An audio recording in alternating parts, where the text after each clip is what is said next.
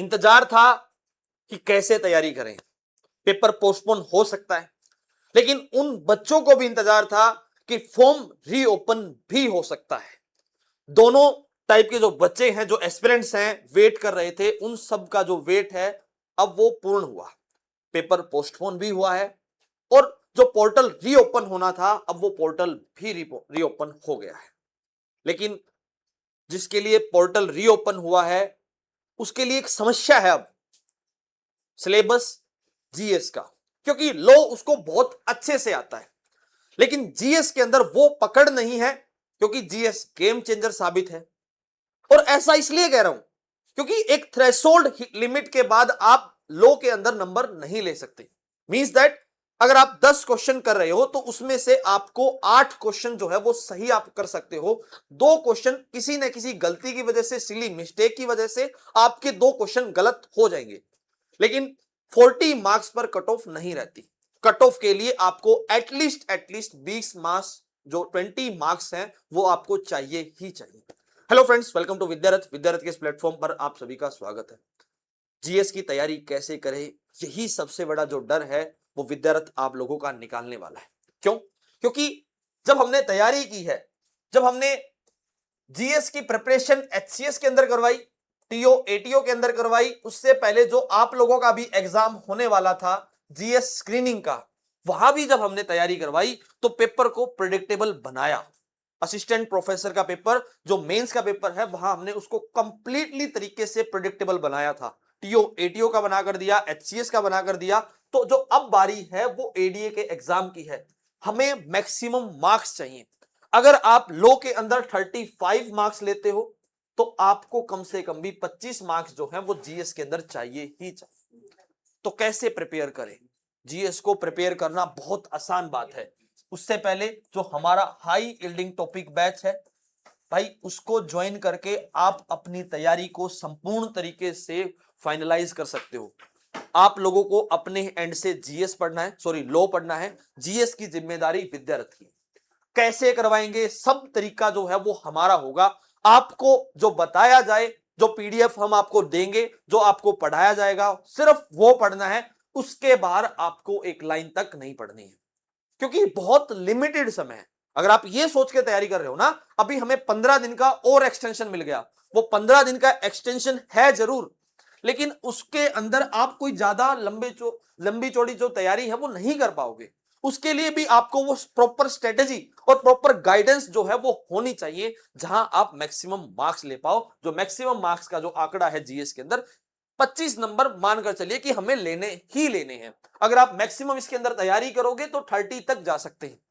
लेकिन आप लोगों को अगर नहीं पता है तो मैं आपको बता देता हूं, आप लोगों का कंपटीशन किसके साथ है। आप लोगों का कंपटीशन उन सभी बच्चों के साथ है जो यूपीएससी की प्रिपरेशन कर चुके हैं और जिसका जो है law as a optional subject रहा है। ऐसे बहुत सारे मेरे मित्र हैं, साथी हैं, जिनको मैं जानता हूं जिनका लॉ ऑप्शनल रहा है। तो उन सब के लिए और उनको कंपीट करना आपको जीएस के अंदर ही आप कर पाओगे, क्योंकि लॉ उनका भी एज इट इज जैसा आप लोगों का है। तो लॉ जो है वो आप आसानी से कवर कर लोगे, लेकिन जीएस जो है वो आपको करनी ही पड़ेगी। लेकिन जीएस के अंदर कितने नंबर आ सकते हैं, ये हमारी बात है। सबसे पहले जीएस में history, geography, polity, economics, science, उसके बाद Haryana GK and current affair, ये जो टॉपिक है वो आपको पढ़ने हैं। लेकिन इसके अंदर 2 टॉपिक जो है छुपे हुए हैं। टॉपिक नंबर 1 जो इन्वायरमेंट, अब एचसीएस के अंदर इन्वायरमेंट के क्वेश्चन भी आने लग गए। दूसरा टेक्नोलॉजी, टेक्नोलॉजी में भी defence technology plus space technology. हालांकि ये साइंस एंड टेक्नोलॉजी का पार्ट है, लेकिन एचसीएस के पेपर में जिस तरीके से आप मान सकते हो, या फिर आप किसी भी पेपर में जब आप इसको मानोगे, तो जो एचपीएससी है वो इनको करंट अफेयर का पार्ट मानता है और इसमें नंबर बहुत मुश्किल हो जाते हैं, जिसका बैकग्राउंड उस लेवल का नहीं है। क्योंकि बहुत डेप्थ में जाकर जब सवाल पूछे जाते हैं तो थोड़ा सा तो डर लगता है। ये सब चीजें कवर करवाई जाएंगी हाई यील्डिंग टॉपिक बैच में। ये सब कुछ कवर करवाया जाएगा। आप अपने आप स्वयं कहोगे कि भाई हाँ, विद्यारथ ने हमें उस लेवल की प्रिपरेशन करवाई। आपको कुछ नहीं करना, ठीक है, जो हमारा नंबर है 9053117353, इस नंबर पे आप हमसे संपर्क कीजिए, या फिर 999213 इस नंबर पे आप डायरेक्ट यूपीआई कर सकते हो। देखो भाई, यूपीआई करने के लिए ये डायरेक्ट नंबर है, ठीक है।